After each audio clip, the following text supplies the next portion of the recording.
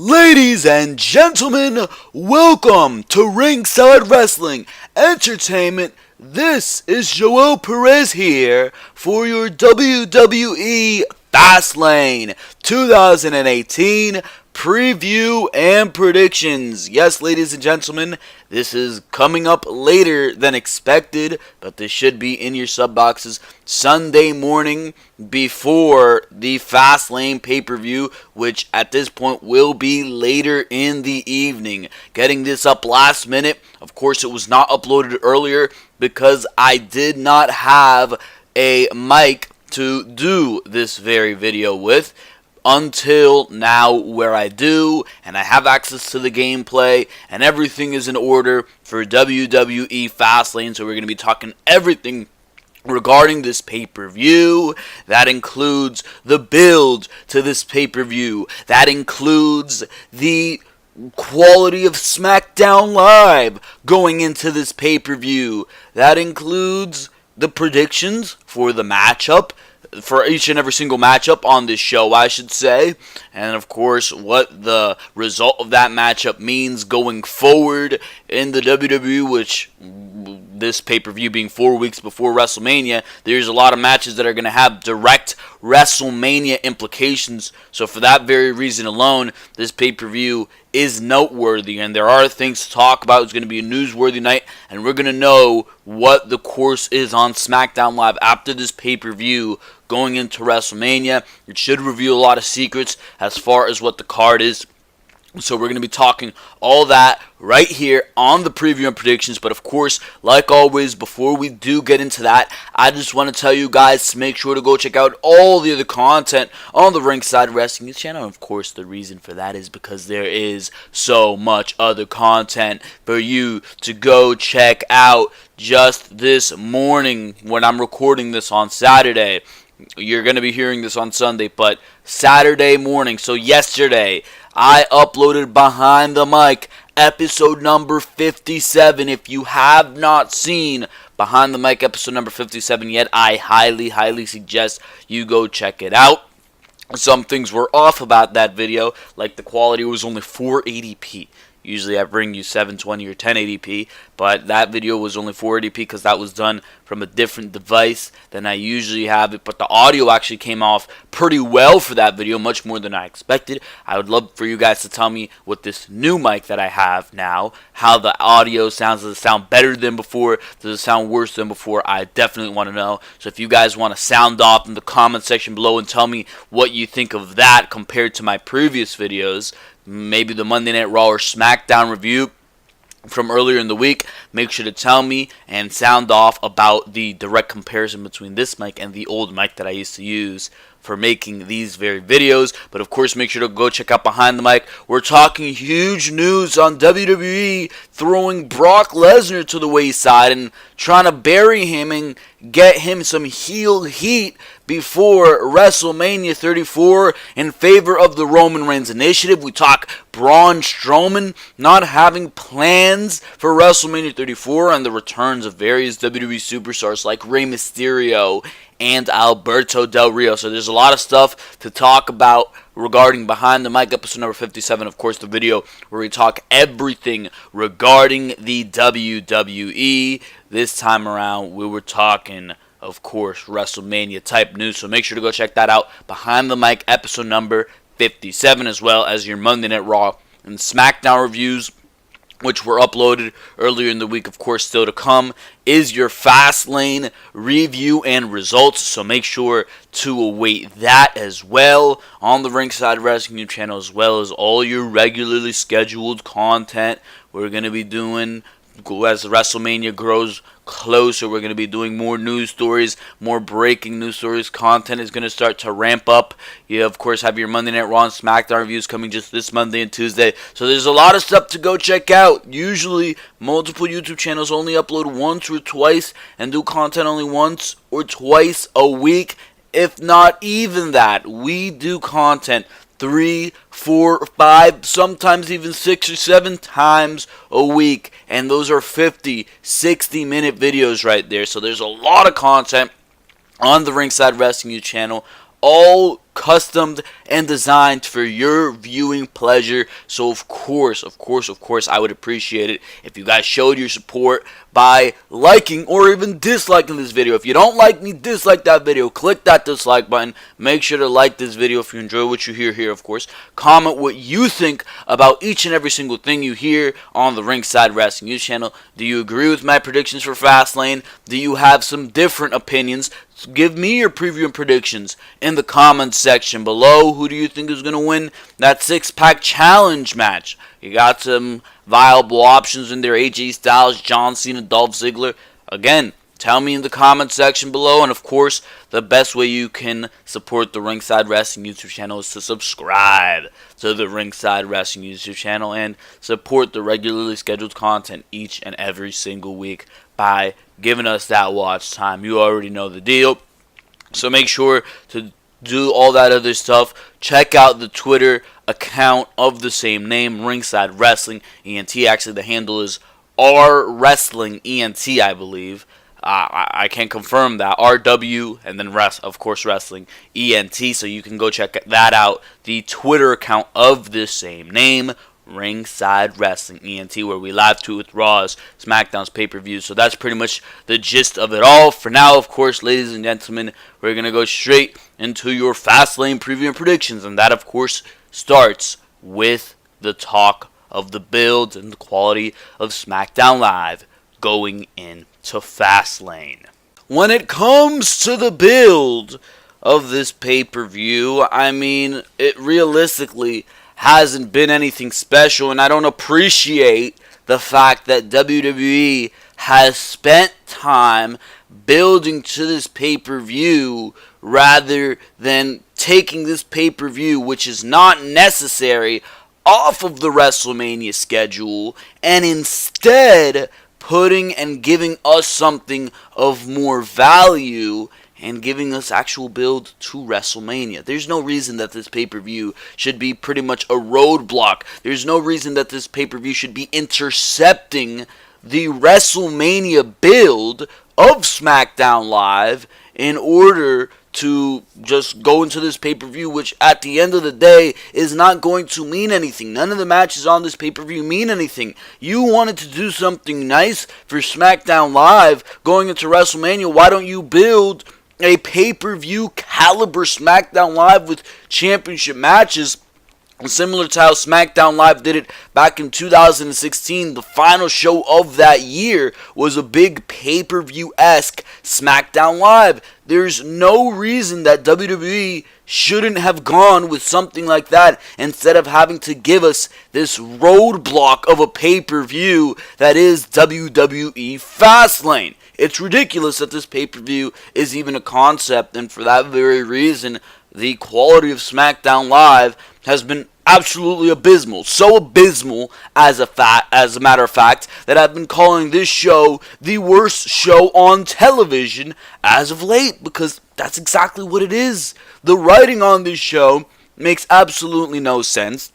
Everything that we should be seeing going into WrestleMania, the excitement, the sense of investment in each and every single storyline is absolutely lacking and missing, and this feels like a C level, not even B level, C, D level show when it shouldn't be. You look at the caliber of talent that you have on both Monday Night Raw and SmackDown Live, and Monday Night Raw each and every single week is either hit or miss, and SmackDown Live week after week after week has been a complete and utter miss. We've been stuck within this Shane McMahon and Daniel Bryan storyline where these guys are just doing the same thing week after week after week. You have Shane McMahon pointing out how he doesn't like Daniel Bryan's booking decision. Oh, I don't like the fact that you made that match, Daniel.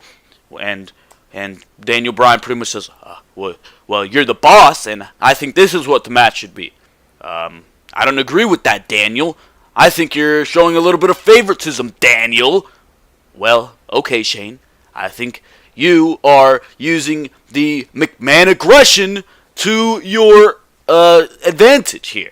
So that's pretty much the same thing week after week after week. And you're saying, when is this going to end? When is this going to build and turn into something? And the only hype that had me going at the beginning of this angle was the fact that we could have possibly seen a Daniel Bryan coming out of retirement and going into some type of matchup, whether it's a singles matchup against Shane McMahon or it's a tag team matchup against Kevin Owens and Sami Zayn with Shane McMahon in his corner.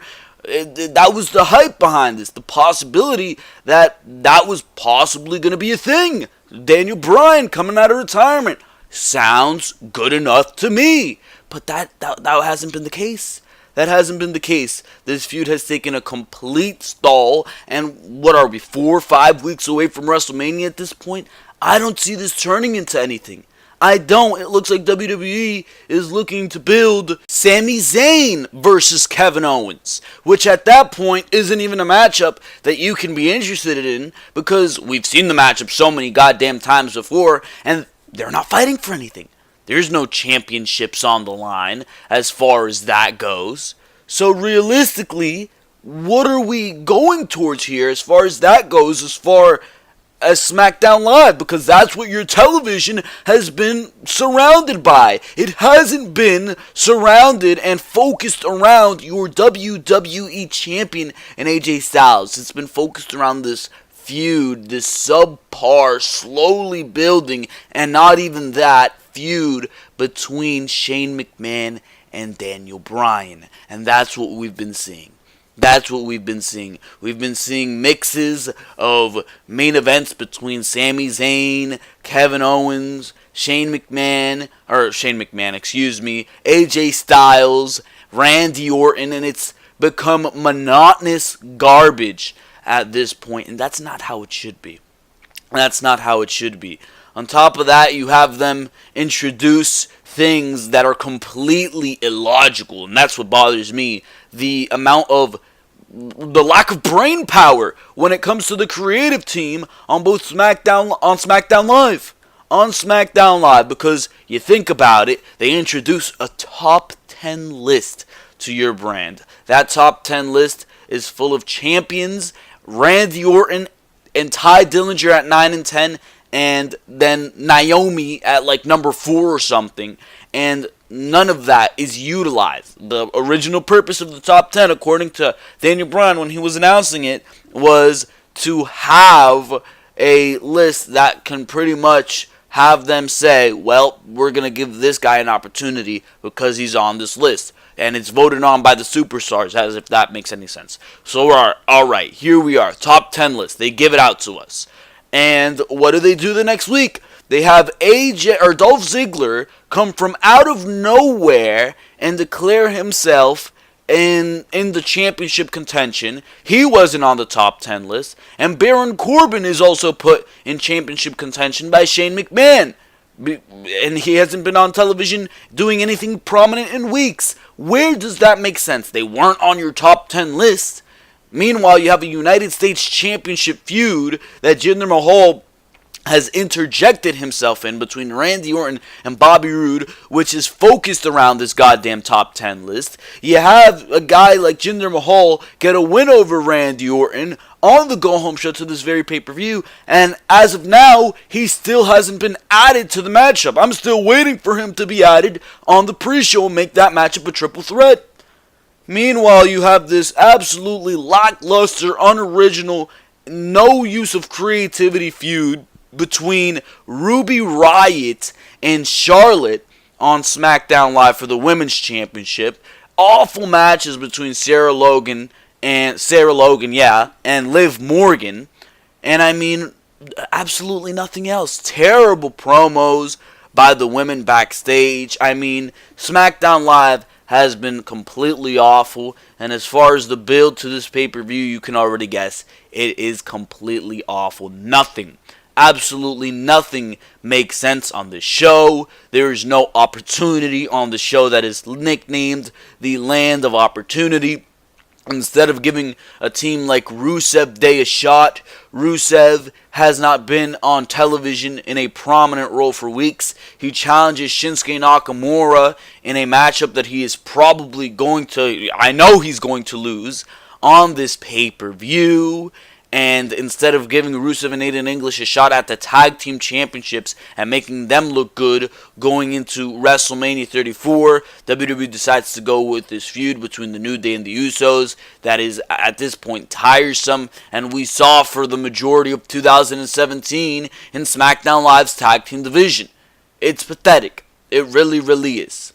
It really, really is, and you can do so much better than that. I can do so much better than that, yet WWE fails at every single attempt to script a better show than the one we've seen on SmackDown Live for the past several weeks. As far as my opinion goes, I don't even think this pay-per-view should be on the pay-per-view calendar. I think SmackDown Live should be directly on the path to WrestleMania, because maybe that's what it will take for television to get exciting again. Because we all know that SmackDown Live is as boring as watching a goddamn piece of ice melt.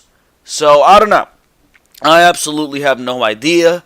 But as far as the card for this pay-per-view goes, you have a six-pack challenge. Sami Zayn, Kevin Owens, John Cena, AJ Styles, your WWE Champion, Baron Corbin, and Dolph Ziggler in a six-pack challenge. You have Naomi and Becky Lynch, believe it or not, versus, who is it? Natalya and Carmella for some reason on this pay-per-view. Whoever came up with that one is a complete buffoon. You have in a United States Championship matchup, Randy Orton versus Bobby Roode, a matchup that I'm waiting to turn into a triple threat on the pre-show of WWE Fastlane. You have a Women's Championship matchup with no steam behind it whatsoever, Ruby Riott versus Charlotte.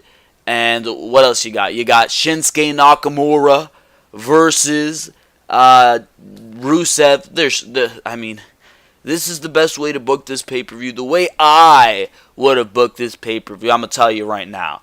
I would have had AJ Styles in a singles matchup with Randy Orton.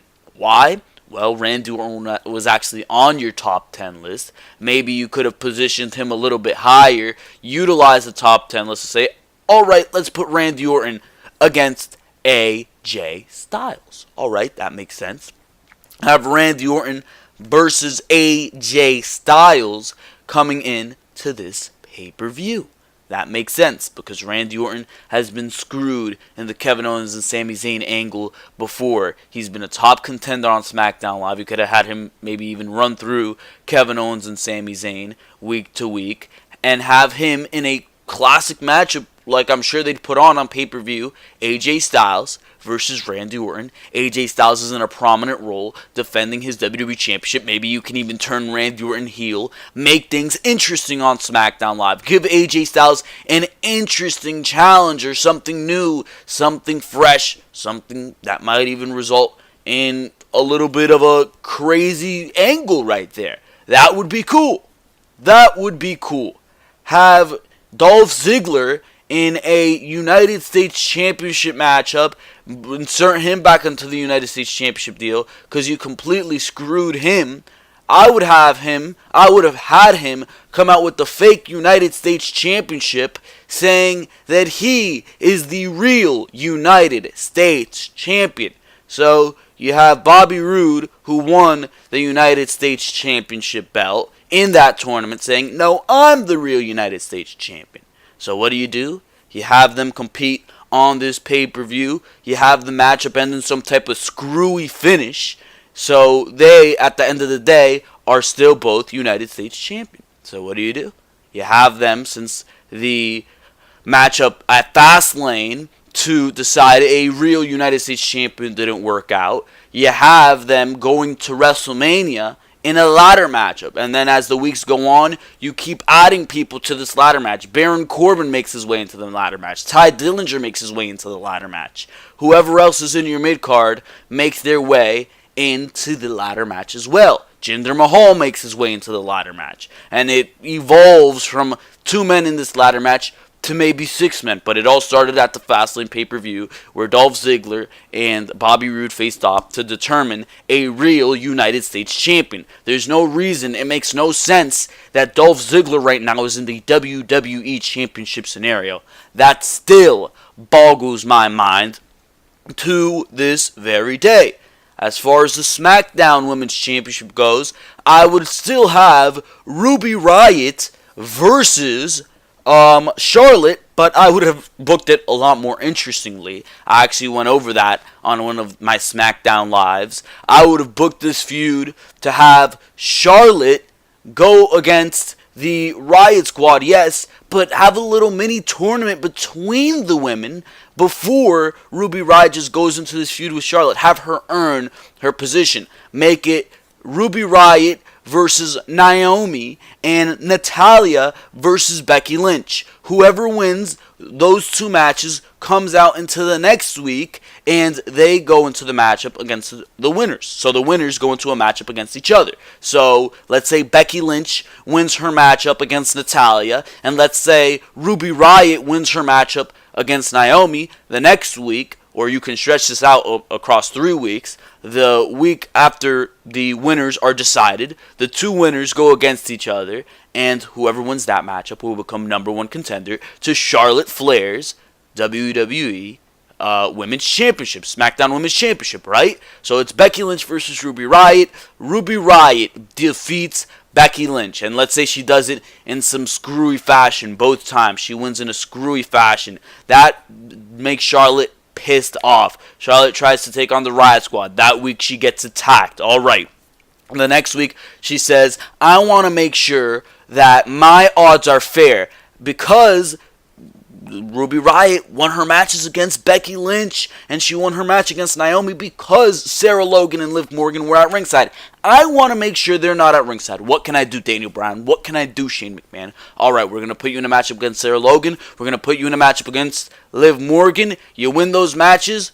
You beat Sarah Logan. She's out of ringside. You beat Liv Morgan, she's out of ringside. Over the next 2 weeks, it's Charlotte versus Sarah Logan and Charlotte versus Liv Morgan. This way, there's actually something that they're fighting for in these matchups. Charlotte wins both times.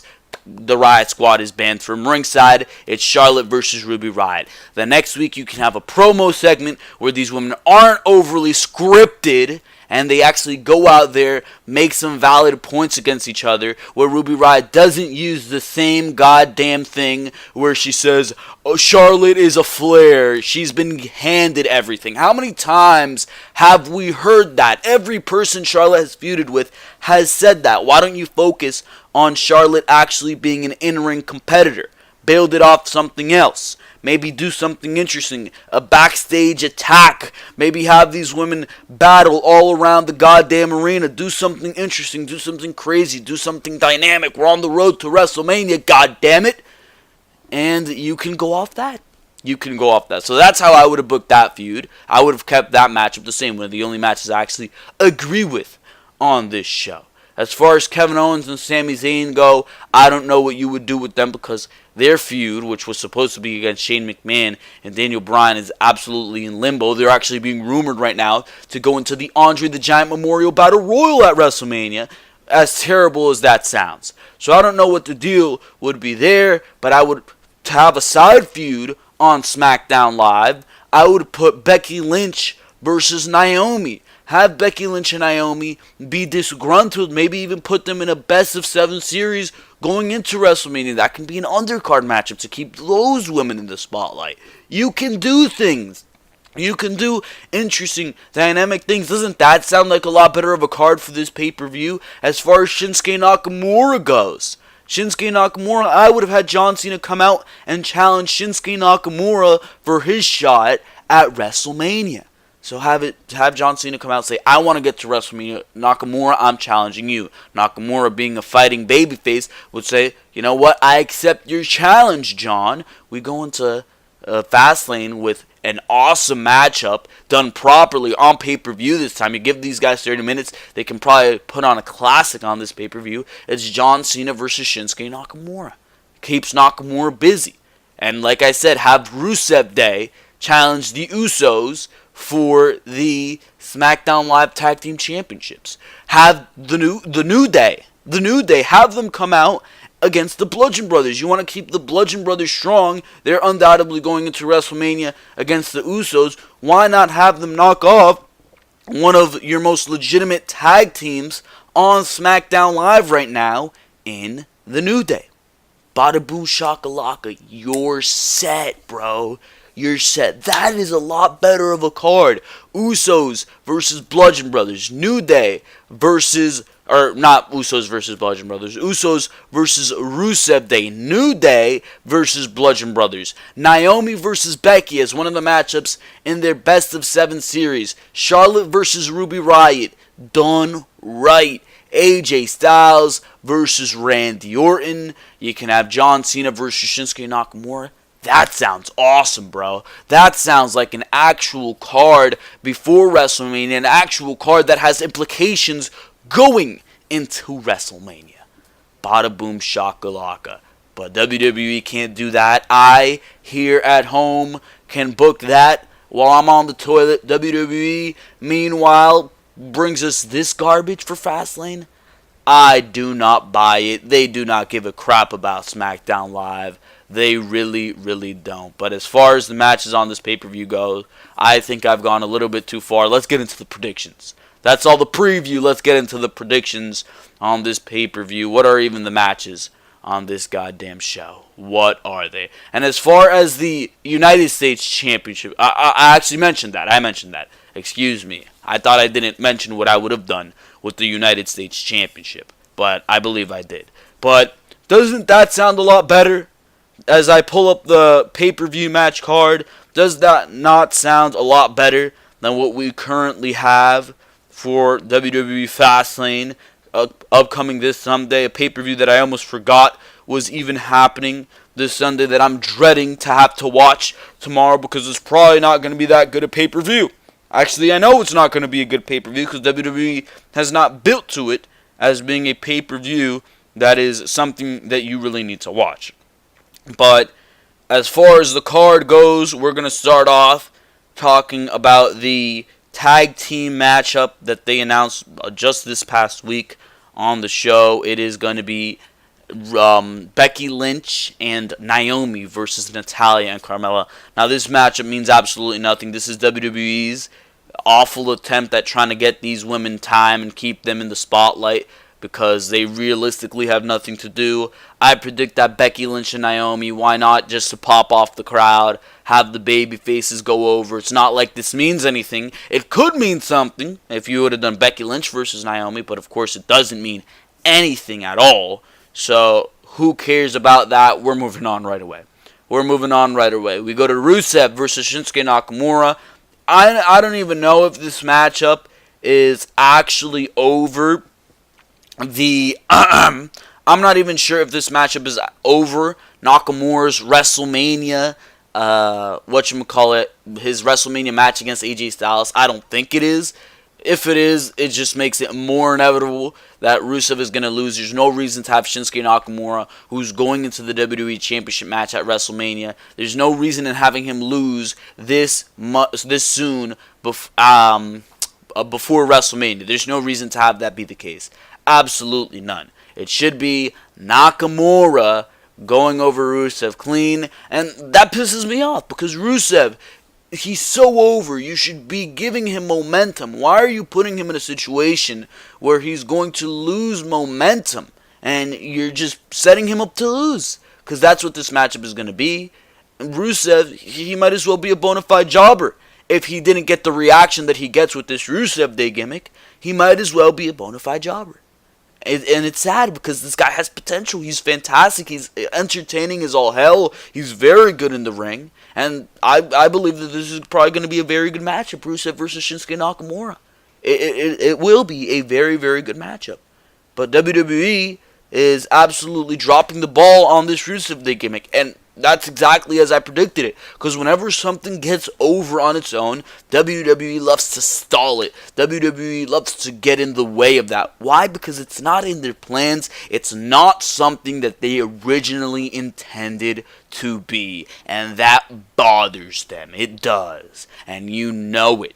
You absolutely know it. You go and look back to Wade Barrett with the Bad News Barrett gimmick. That was over as hell. I remember going to my friends and being like, I'm afraid I've got some bad news. Whenever I'd try to be an asshole to them or whatever. I love to do that. WWE absolutely dropped the ball on that. Changed him to King Barrett. Nobody gave a crap. Nobody gave a crap. And it's so sad. You look at Jack Swagger and Cesaro, what they had with the Real Americans. For the first time in his career, Jack Swagger was over. Where's Jack Swagger now? He's Jack Swagger, actually. And he's preparing to go into Bellator MMA. Actually, it turned out pretty well for him, leaving the WWE. Cesaro, he's lucky he's in the bar, and that got over in and of itself. He got another chance to be successful. But as far as Jack Swagger, he was gone. He's gone. So, Rusev versus Shinsuke Nakamura. No doubt about it, Nakamura is going to win this matchup, but hopefully WWE stops dropping the ball on Rusev, because what Rusev has is very, very special in Rusev Day, and hopefully they keep it special and they start to do something with Rusev, whether it's after WrestleMania or whenever it is. But for now, we move on to talking about the United States Championship matchup, Bobby Roode versus Randy Orton. And as far as this matchup goes, I mean, what can I tell you, bro? I mean, it's a triple threat. It's probably going to be a triple threat, I mean. Jinder Mahal, there's no doubt about it. I believe that he's going to be added to this matchup. I would be utterly shocked if on the pre-show or like right before the match starts, if Jinder Mahal does not get added to this matchup. But if he doesn't, this matchup can go one of two ways. It's either you have Rusev, what am I talking about here? It's either you have Randy Orton and Bobby Roode go one-on-one, and if that matchup happens, you're going to have either this matchup be really awesome and these guys are going to go all in, and reference to the show, all in Chicago. Damn it, I wish that show was in New York, but I mean, what are you going to do about it? Anyways, you have Randy Orton and Bobby Roode go all in, put on a clinic in the middle of the ring, which is the option I more doubt.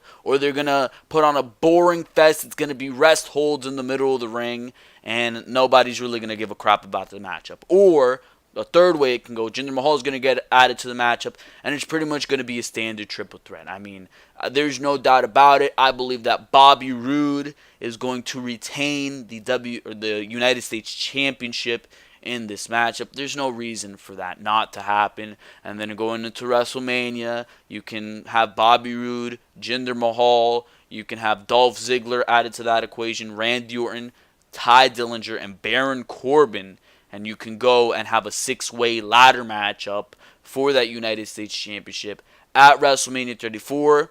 That will be a ladder match at WrestleMania, and that could be some good stuff. That can be some good stuff, because right now, there's really no buzz around the United States Championship. That's a matchup that will give some buzz to it. I mean, as far as Bobby Roode and Randy Orton goes, I mean, you think of a feud, Bobby Roode versus Randy Orton. When Bobby Roode was in NXT, this is a matchup you would be craving for. The dream match. But you think Bobby Roode versus John Cena, Bobby Roode versus AJ Styles, Bobby Roode versus Randy Orton. Look at the way we're getting this. You want to see this feud? And I mean, realistically, think about it. And how is this feud ever going to be good? Because if you do babyface versus babyface, both of these guys are absolutely stale as babyfaces. And if you do heel versus heel, where these guys actually excel, Bobby Roode is fantastic as a heel, so is Randy Orton. The heel versus heel dynamic, especially with the types of heel that Randy Orton and Bobby Roode are, doesn't really mesh, doesn't really work out there. And on top of that, you go to babyface versus heel. You're going to have one of them lagging behind. You're either going to have Bobby Roode being super awesome as a heel and Randy Orton lagging behind as a boring-ass babyface and bringing the feud down. Or you're going to have Randy Orton as an awesome-ass heel and you're going to have Bobby Roode as a boring-ass babyface and Bobby Roode bringing the feud down. But if I had to choose, I'd rather see a heel Bobby Roode versus a babyface Randy Orton. That's just my preference. But I don't know. This matchup, there's no way in hell Bobby Roode should lose the United States Championship. I'm predicting Bobby Roode retains. For now, we move on to the Usos versus the New Day. And there's not a lot to say here. I mean, realistically, we're going to see what we've seen all the time between the Usos and the New Day. We're going to see a great goddamn matchup. There's no doubt about it. That's exactly what it's going to be. A fantastic matchup. They, each and every single time they faced off on pay-per-view last year, they stole the show. Probably the best match on each and every single show they wrestled on. And even the build-up, the 2 weeks that this matchup has had to build, have been actually pretty goddamn good. They've been a highlight of Smackdown Live. I mean, you had Big E drop the pancakes, drop all the fun and games, and actually cut a damn good promo on the Usos, who cut a damn good promo week after week after week. So I enjoyed the hell out of that. I really, really did. And I'm probably going to enjoy the hell out of this matchup as well. But there's no doubt about it. You're going to have the Usos retain here. They're going to put on a great matchup. The Usos are going to retain. The Usos are going to prove why they are the best in the world at what they do. And then they're going to move on to WrestleMania against the Bludgeon Brothers. You can even see the Bludgeon Brothers in a post-match attack here possibly. So I don't know the way they're going to go around that. If the Bludgeon Brothers are going to show up or not. And they're going to do a post-match assault. But as far as this tag team championship matchup goes, I would have rather seen the Rusev Day tag team get the spotlight and be put in this position. But WWE did not decide to go with that. And instead, we got the New Day versus the Usos. And that's not a bad option, but it's not the best option in any way either. So that's what I think about that. Usos retain their tag team championships. Going into WrestleMania, we move on to Charlotte Flair versus Ruby Riott. And like I said before, this feud has been completely and utterly handled the wrong way. Everything about this feud has been absolutely terrible. And if there's one thing to look forward to, in this matchup, or whatever surrounding Charlotte in this matchup, it's what's probably going to happen after the matchup. You're going to have Asuka probably come out, hopefully come out, or at least I would have Asuka come out and say, Charlotte, at WrestleMania, I choose you. Holy crap. Did I just do a Japanese accent? And it was a Japanese woman's accent on top of that. What is wrong? What is wrong with me? Holy crap.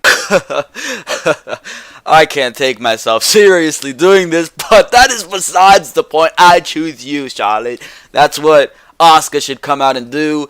Rid us from the absolutely terrible matchup that Asuka versus Alexa Bliss would be at WrestleMania, and give us an actual dream matchup. And Charlotte goes over Ruby Riott. Clearly, maybe the worst thing they could do here is to have Carmella cash in her Money in the Bank. I can totally see that, bro. Having Carmella cash in her Money in the Bank on Charlotte on this night. Because realistically, they've sidelined Carmella even having that Money in the Bank contract for the most part. I forgot that she was holding the Money in the Bank contract. But there's no way in hell Ruby Riott is going to win the SmackDown Women's Championship here. If that happens, I would be completely shocked. But hopefully WWE does not go that route. So Charlotte goes over here, and hopefully Asuka comes out after the matchup and tells Charlotte that she chooses her. We move on to the main event of this very video, and it is AJ Styles versus John Cena versus Kevin Owens versus Sami Zayn versus Baron Corbin versus Dolph Ziggler in a WWE Championship match, and it is also a six-pack challenge. Damn, is that a handful to say, bro.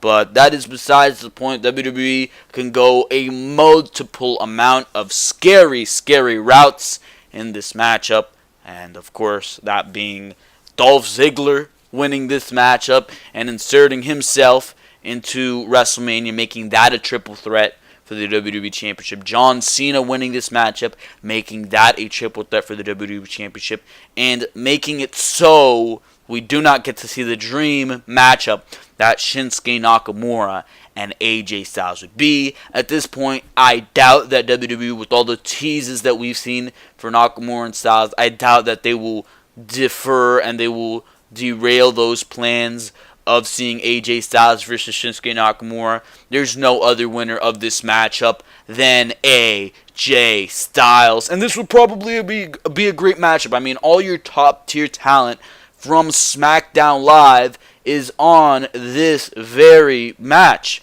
That's pretty much what's making this pay-per-view so garbage. All your top tier talent is in one match. It's all in one match. This is probably going to be a very good matchup. It's for the WWE Championship, but I completely expect AJ Styles to retain. If they wanted to make this matchup great, what I would do is have person after person be pinned. Instead of making it the first person who gets pinned.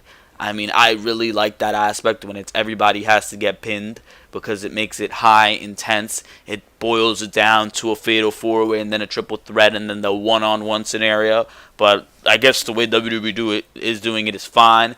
I see an opportunity for the post-match to this matchup being really, really great. You can have Sami Zayn and Kevin Owens brawling each other to the back. You can have Baron Corbin just be gone. Dolph Ziggler, he walks off after AJ Styles walks off with the WWE Championship. You have Dolph Ziggler walk off in disappointment as well because he could not get the WWE Championship.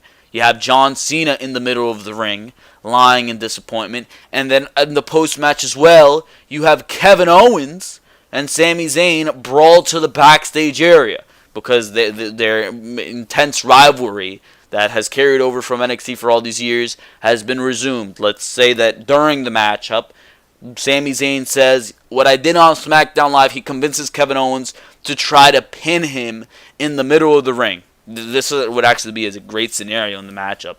They clear the ring together, do Kevin Owens and Sami Zayn. They look at each other. Sami Zayn tries to convince Kevin Owens. He lies down in the middle of the ring. Kevin Owens is saying, should I do it? Should I pin him? Is this a trick?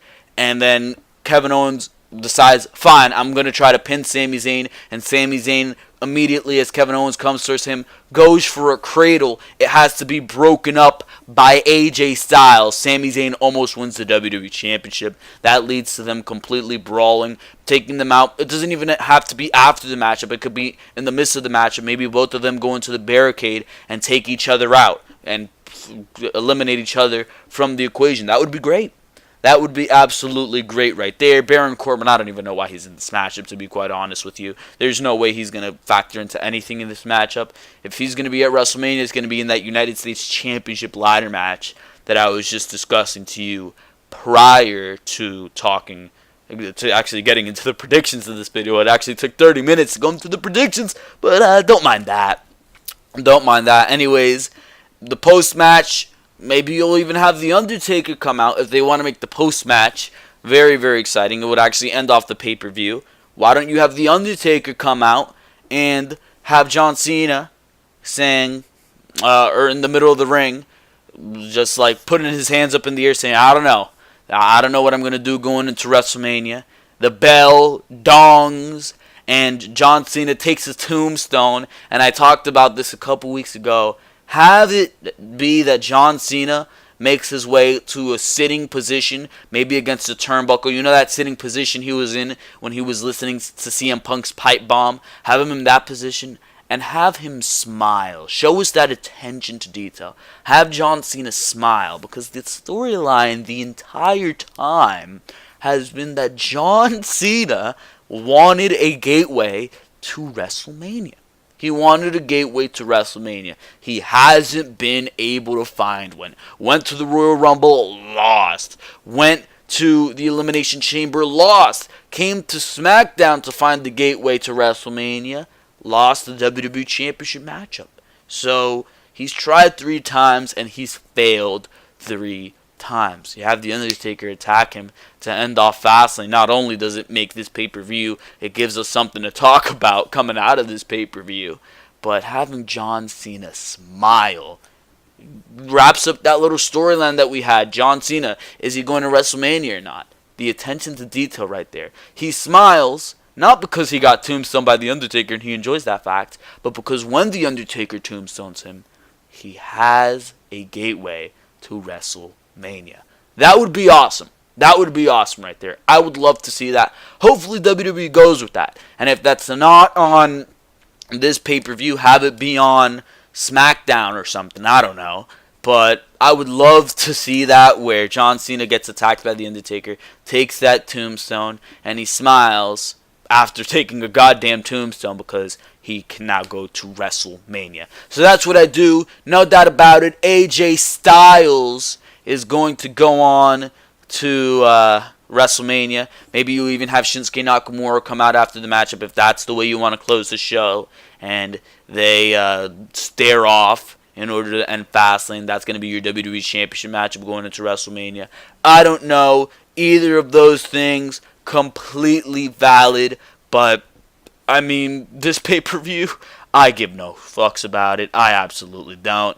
This pay-per-view is going to be absolutely abysmal because I'm not invested in anything going on in this pay-per-view, to be quite honest with you. The only thing this pay-per-view has going for it is that everything that happens on here has direct implications going in to WrestleMania. But besides that, there's really nothing to be excited about as far as WWE Fastlane 2018 is concerned, and I'm actually going to start to wrap up this video from there. So for now, ladies and gentlemen, that is going to be all on the Ringside Wrestling News channel. Make sure to go check out all the other content, and of course I say that because there is so much other content to go check out. Raw reviews, Smackdown reviews, pay-per-view reviews, which your next pay-per-view review is coming this Sunday, WWE Fastlane 2018. I haven't mentioned that the entire video, ladies and gentlemen. Of course, I'm kidding there if you didn't get the joke. But that is besides the point. Make sure to go check out Behind the Mic episode number 57. I highly suggest that you do that. Something I more highly suggest, even more than going to check out Behind the Mic episode number 57, is that you subscribe to the Ringside Wrestling YouTube channel. Click that like button or dislike button. I give no craps. It helps me out either way. And of course, make sure to comment what you thought. What are your predictions going into Fastlane 2018 coming up this or later today at the point that you're watching this. So for now, ladies and gentlemen, that is going to be all right here on your WWE Fastlane 2018 preview and predictions. I'll see you later today for your review and results. For now, this has been Joel Perez of Ringside Wrestling Entertainment, and for now, I am out of here. Thank you very, very much for watching this video. I will see you next time, right here on Ringside Wrestling.